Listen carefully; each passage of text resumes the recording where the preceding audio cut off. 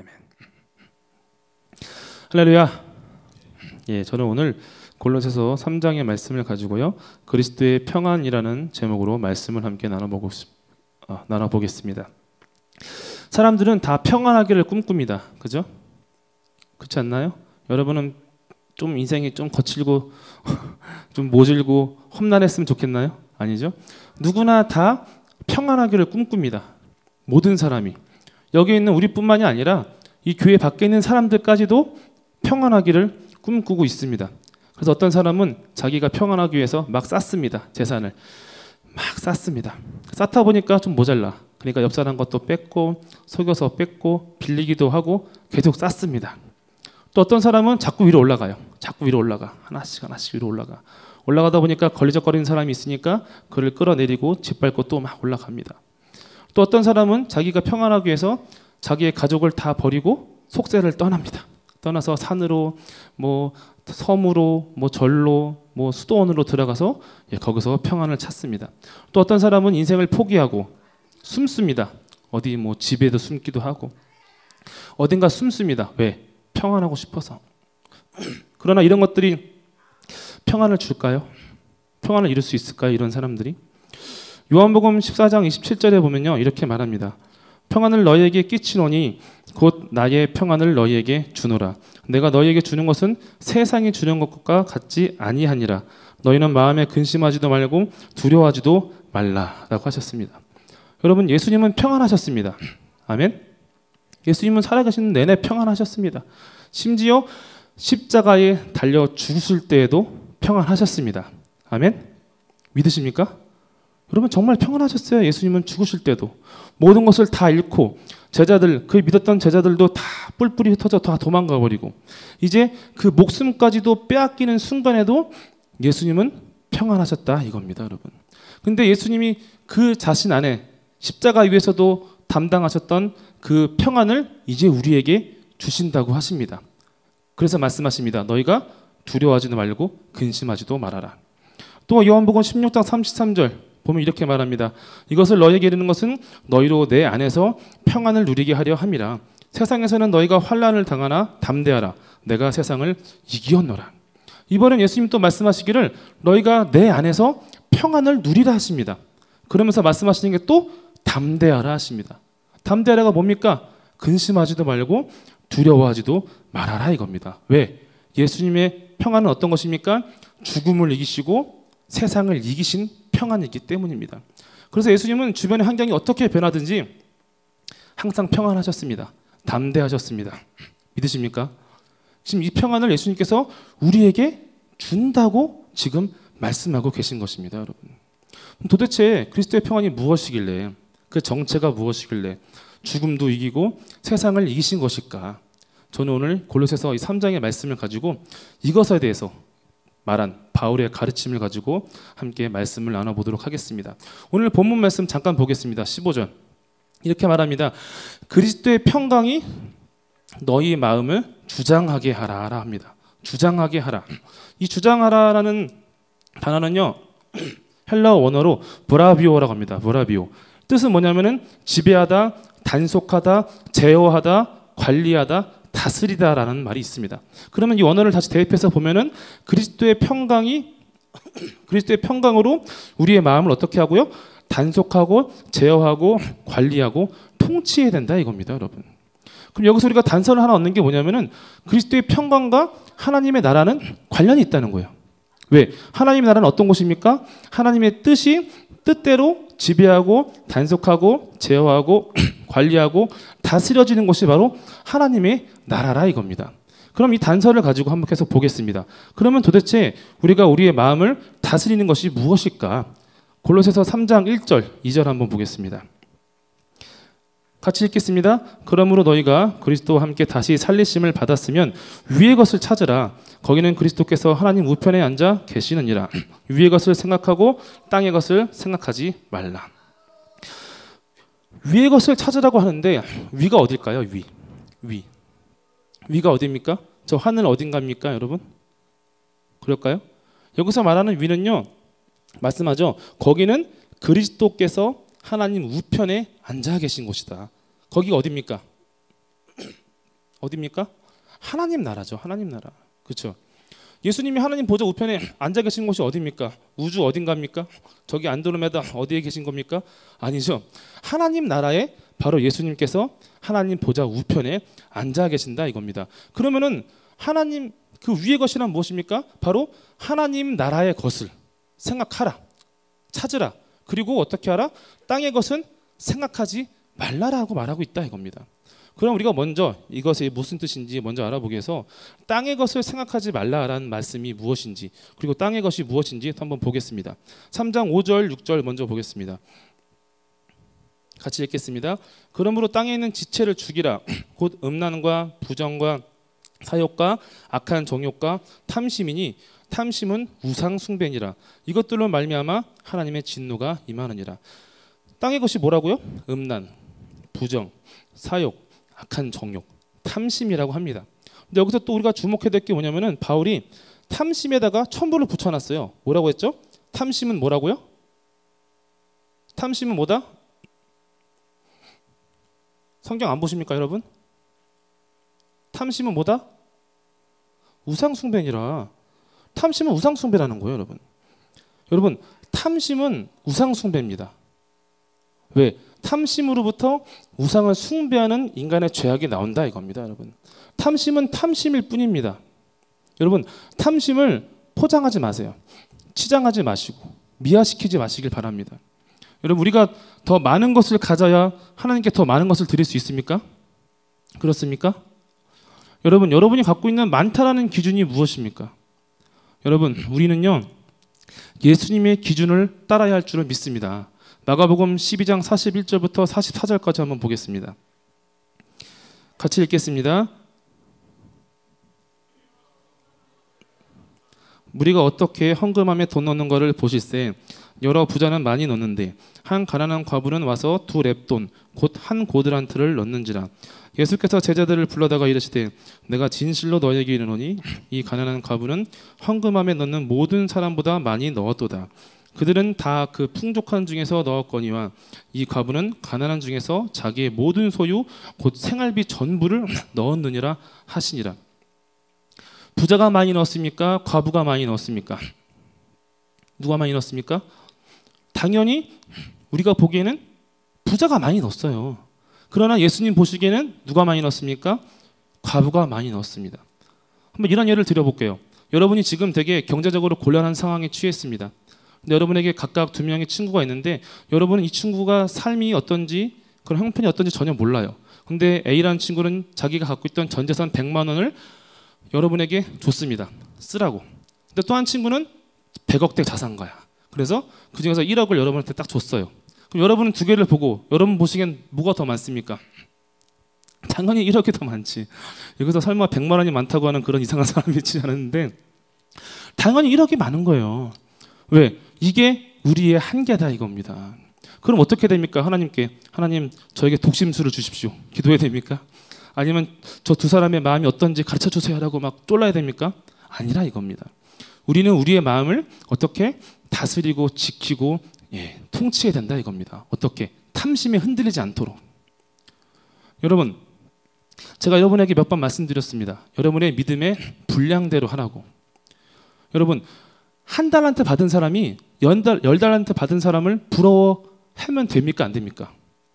부러워할 필요가 없어요. 부러워해서도 안 되고 1달란트 받은 사람은 자기가 받은 1달란트에 주목하고 그 1달란트로 일하면 됩니다. 여러분 자꾸 내가 받은 1달란트가 모자라서 뭔가 더 큰 무엇인가를 더 많은 달란트를 바라보는 것 자체가 탐심이라 이겁니다. 그런데 문제는 뭐냐면은 여러분이 1달란트를 받았으면은 1달란트만큼의 믿음을 감당해야 됩니다. 여러분의 믿음이 이만한데 여러분은 이만큼의 믿음의 행위가 없다면은 점점 믿음은 작아져서 어느샌가 다 사라지고 말 것입니다. 여러분. 누가복음 19장 26절에 이렇게 말합니다. 주인이 이르되 내가 너희에게 말하노니 무릇 있는 자는 받겠고 없는 자는 그 있는 것도 빼앗기리라. 이런 분들이 있어요. 제 믿음 그냥 교회 나와서 예배 드리는 걸로 만족하랍니다. 여러분 미안한 말씀이지만 그런 식으로 뒤를 돌아보는 믿음은요 그 있는 믿음마저도 빼앗길 수밖에 없습니다. 남는 게 없어요 여러분. 정말로. 여러분에게 하나님께서 다 믿음의 달란트를 다 주셨어요. 어떤 사람은 1달란트, 어떤 사람은 2달란트, 어떤 사람은 5달란트, 어떤 사람은 10달란트. 하나님께서 우리에게 원하시는 것은 무엇이냐? 지금 여러분이 받은 그 믿음 있는 그대로 여러분의 삶을 하나님께 드리는 것을 하나님께서 원하신다 이겁니다. 더 많다고 내가 적다고 더 많은 것을 바랄 필요도 없고, 더 많은데 내가 더 작은 것을 내가 감당하기 위해서 나를 위축시킬 필요도 없다 이겁니다. 여러분의 마음의 중심을 보시고 여러분의 믿음의 분량대로 믿음의 삶을 하시길 바랍니다. 3장 7절부터 또 한번 보겠습니다. 11절까지 같이 읽겠습니다. 너희도 전에 그 가운데 살 때에는 그 가운데서 행하였으나 이제는 너희가 이 모든 것을 벗어버리라. 곧 분함과 노여움과 악의와 비방과 너희 입에 부끄러운 말이라. 너희가 서로 거짓말을 하지 말라. 옛사람과 그 행위를 벗어버리고 새 사람을 입었으니 이는 자기를 창조하신 이의 형상을 따라 지식에까지 새롭게 하심을 입은 자니라. 거기에는 헬라인이나 유대인이나 할레파나 무할레파나 야만인이나 수구디아인이나 종이나 자유인이 차별이 있을 수 없나니 오직 그리스도는 만유시요 만유 안에 계시니라. 또 뭐라고 합니까? 분함, 노여움, 악의, 비방, 부끄러운 말, 거짓말, 또 차별. 여러분, 이런 것들이 하나님 나라와 관련이 있습니까? 없습니까? 아무런 관련이 없어요. 관련이 없을 뿐만 아니라 도리어 하나님께서 여러분 안에 주신 그 하나님의 나라를 공격하고 위협하는 것들이라 이겁니다. 그럼 어떻게 됩니까? 여러분, 느헤미야를 한번 보겠습니다. 느헤미야가 어떤 일을 했는지. 느헤미야 13장 한번 펴보겠습니다. 성경 있으신 분은 펴주세요. 느헤미야 13장 16절부터 21절까지. 네.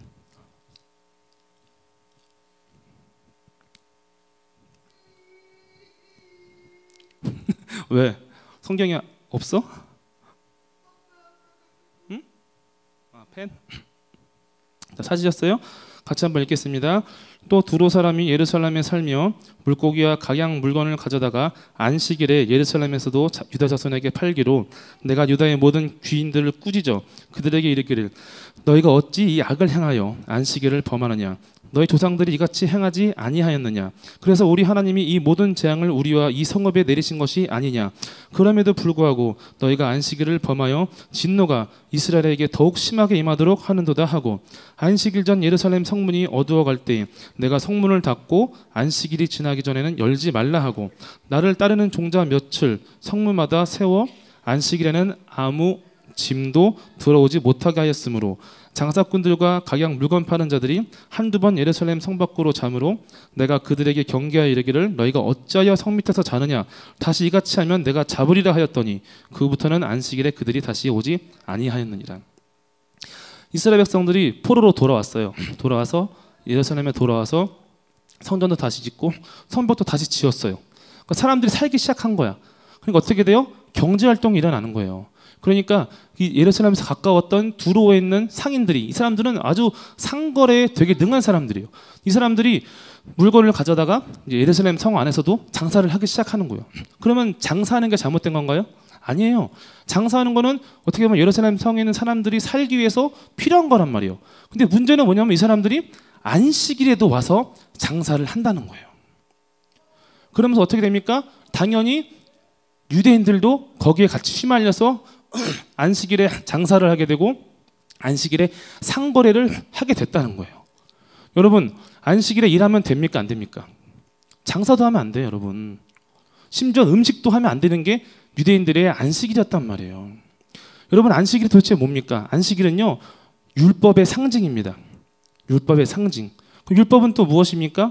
하나님과 이스라엘 백성 이 두 관계의 언약이고 상징이고 핵심이다 이겁니다. 그래서 예수님께서도 이렇게 말씀하신 거예요. 내가 율법을 폐하러 온 것이 아니라 율법을 완성시키러 오셨다라고 했습니다. 그래서 이 느헤미야는 어떻게 했냐면은 안식일에 장사를 못하게 막았습니다. 당장에 지금 생활의 불편함이나 경제적인 손해가 문제가 아니에요.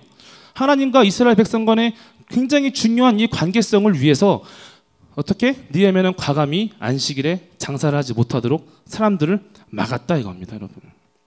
여러분도 이와 같이 하셔야 됩니다. 여러분의 마음을 다스리고 관리하고 단속해서 여러분 마음에서 아까 읽었던 거 뭐가 있을까요? 밖에서 볼까요? 음란, 부정, 사욕, 악한 정욕, 탐심, 분함, 노여움, 악의, 비방, 부끄러운 말, 거짓말, 차별, 이 외에도 여러분 각자만 알고 있는, 누구한테 말할 수 없는 여러분만이 갖고 있는 그 숨겨놓은 것들까지도 전부 다 내어 쫓아야 된다 이겁니다. 여러분 하시겠습니까? 이렇게 여러분 믿음으로 하시길 바랍니다. 여러분 마음에서 이런 것들을 내가 쫓아야 됩니다. 여러분 마음에서 이런 것들이 일어나는데 가만히 손 놓고 구경만 하다 보면요, 여러분 마음에 믿음은 온데가 없이 사라질 것이고 하나님 나라가 무엇인지였는지 기억도 못하는 상황까지 온다 이겁니다. 여러분 믿음으로 다 내어 쫓으시길 바랍니다. 그러면 이런 것들을 우리가 다 몰아내면은 이제 우리가 무엇을 해야 되느냐?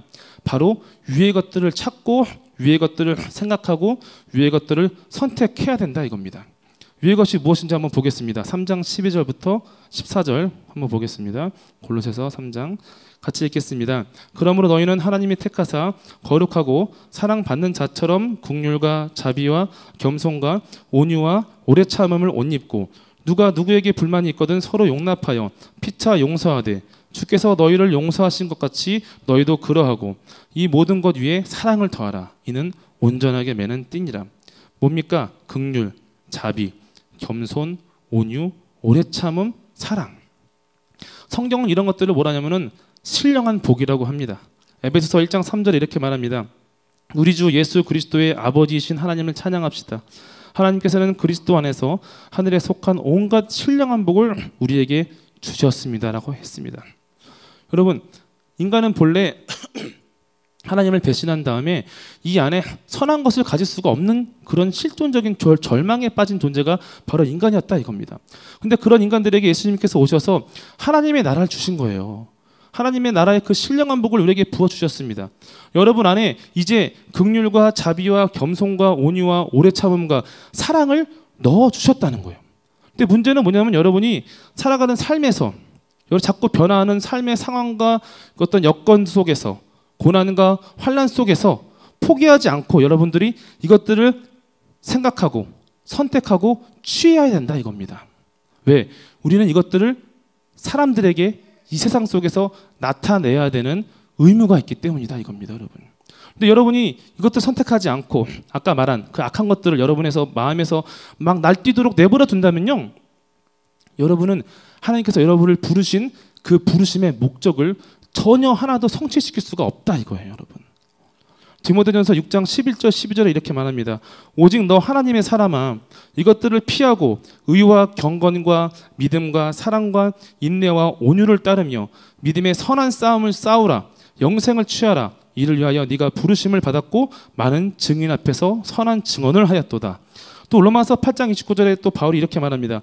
하나님이 미리 아신 자들을 또한 그 아들의 형상을 본받게 하기 위하여 미리 정하셨으니 이는 그로 많은 형제 중에서 맏아들이 되게 하려 하심이니라. 하나님께서 우리를 구원해 주신 목적이 있어요, 여러분. 목적이 있어요. 이 세상에서 우리 마음대로 막 대충 막 살다가 그냥 보장된 천국 기차표 받고 천국 올라가는 게 우리가 구원받은 목적이 아니라는 거예요. 여기 있는 여러분 한 명 한 명이 여러분의 삶의 자리에서 여러분의 가정과 친구들 속에서 형제 속에서 하나님이 살아계시다고 하는 증거가 되어야 된다는 거예요. 증거가. 그런데 우리가 우리의 마음을 다스리지 않으면, 우리 마음에 그리스도의 평안이 나타나지 않으면 누가 사람들 앞에서 하나님의 증인이 되겠냐 이겁니다, 여러분. 여러분 그리스도의 평안이 무엇입니까? 그리스도의 평안. 여러분 그리스도의 평안은요 우리가 생각하는 것과 같지 않습니다. 그것은 어떤 영험하고 신령한 것도 아닙니다. 오늘 갑자기 기도하는데 하늘에서 빛이 내려와갖고 갑자기 내 마음이 막 편안해지고 막 이런 게 그리스도의 평안이 아니다 이겁니다. 반대로 또 내가 막 어떤 내 인생의 육신의 소망들이 막 채워지는 것도 아니고, 반대로 그것들을 다 버리고 속세를 떠나는 것도 뭐다? 그리스도의 평안이 아니다 이겁니다. 성경은 분명히 예수님 말씀하셨습니다. 세상이 주는 것과 같지 않다. 도리어 예수님은 뭘 하셨는지 한번 보겠습니다. 마태복음 10장 34절부터 39절 같이 한번 읽겠습니다. 시작. 내가 세상에 화평을 주러 온 줄로 생각하지 말라. 화평이 아니요 검을 주러 왔노라. 내가 온 것은 사람이 그 아버지와 딸이 어머니와 며느리가 시어머니와 불화하게 하려 함이니 사람의 원수가 자기 집안 식구리라. 아버지나 어머니를 나보다 더 사랑하는 자는 아내들이나 나보다 더 사랑하는 자도 내게 합당하지 아니하며 또 자기 십자가를 지고 나를 따르지 않는 자도 자기 목숨을 얻는 자는 잃을 것이요 나를 위하여 자기 목숨을 잃는 자는 얻으리라. 이 말씀이 뭡니까? 예수님이 여러분의 가정 불화를 막 조장하고 계신 건가요? 이제부터 집에 가서 엄마 아빠 말 듣지 말고 막 싸우라고 하시는 건가요? 아닙니다. 이거는 뭐냐면은 여러분 마음속에, 여러분의 생각 속에 이미 자리 잡고 있는 세속적인 사고, 세속적인 그 기준의 터전을 여러분이 벗어나야 된다 이겁니다. 여러분 예수님은요 세상에 평안을 주시러 오신 분이 아닙니다. 또한 세상에 주는 것들로 우리를 배부르게 하기 위해서 오신 분도 아니라 이겁니다. 여러분 히브리인 아브라함 이야기 기억나십니까? 하나님께서 히브리인 아브라함을, 믿음의 조상 아브라함을 만드시기 위해서 제일 먼저 요구하셨던 것이 무엇입니까? 창세기 12장 1절 한번 보겠습니다. 여호와께서 아브라함에게 이르시되 너는 너의 고향과 친척과 아버지의 집을 떠나 내가 내게 보여줄 땅으로 가라 라고 했습니다. 여러분 왜? 거기 있으면은 하나님의 뜻을 따를 수가 없으니까. 그럼 어디로 가야 됩니까? 하나님께서 우리에게 가르쳐 주시고 있는 그 땅이 어디입니까? 바로 하나님의 나라라 이겁니다. 하나님의 나라. 하나님께서 그의 뜻대로 다스리시는 곳, 세속적인 기준들이 판치는 그런 땅이 아니라 바로 예수님이 하나님 보좌의 우편에 앉아 계신 바로 하나님 나라라 이겁니다. 여러분. 그러므로 여러분 우리는 예수님의 본을 따라야 됩니다. 예수님의 본을. 여러분 예수님께서 십자가에 달려 죽으시기 전에 어디서 기도하셨습니까? 아십니까? 감람산에 있는 어디죠? 겟세마네 언덕에서 기도를 하셨습니다. 예수님도 처음에 기도하셨어요. 살려달라고. 죽고 싶지 않다고. 근데 참 아이러니한 게 예수님이 살려달라고 기도할 게 아니라 그냥 얼른 일어나서 도망가셨으면 됐어요. 그렇지 않아요? 그게 더 빠르지 않아요?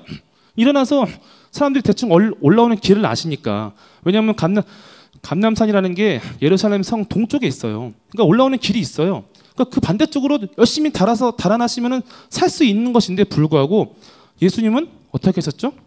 엎드려 기도하셨다 이거예요. 엎드려 기도하셨습니다. 예수님은 여러분. 자기의 생명이 가장 중요하다고 하는 가장 기본적인 인간의 기준을 예수님은 어떻게 하셨죠?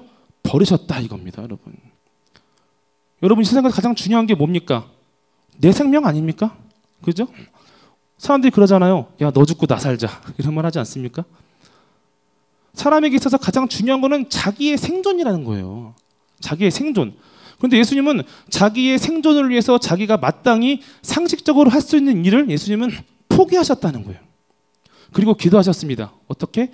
나의 원대로 마옵시고 아버지의 뜻대로 하옵소서. 여러분 예수님의 기도는요 싸움이었어요. 어떤 싸움? 자기가 살고 싶어하는 마음과 하나님의 뜻을 이루어야겠다는 그런 하나님의 거룩한 뜻 사이의 싸움이었다는 거예요. 누가 이겼습니까? 예수님이 이기셨습니까? 세상이 이겼습니까? 예수님이 이기셨다 이겁니다, 여러분. 그래서 그리스도의 평강은 이 세상에서 살고자 하는 사람들, 땅의 것들을 취하는 사람들에게는 어떻게 됩니까? 감추어졌다 이겁니다. 골로새서 3장 3절 한번 보겠습니다. 3절 4절. 이는 너희가 죽었고 너희 생명이 그리스도와 함께 하나님 안에 감추어졌습니다. 우리 생명이신 그리스도께서 나타나실 그때에 너희도 그와 함께 영광 중에 나타나리라. 또 갈라디아서 2장 20절 한번 또 보겠습니다. 내가 그리스도와 함께 십자가에 못 박혔나니 그런즉 이제는 내가 사는 것이 아니요 오직 내 안에 그리스도께서 사시는 것이라. 이제 내가 육체 가운데 사는 것은 나를 사랑하사 나를 위하여 자기 자신을 버리신 하나님의 아들을 믿는 믿음 안에서 사는 것이다 이겁니다. 여러분이 신앙생활을 하다 보면요 때로는 그냥 세상이 더 편해요. 그렇지 않습니까?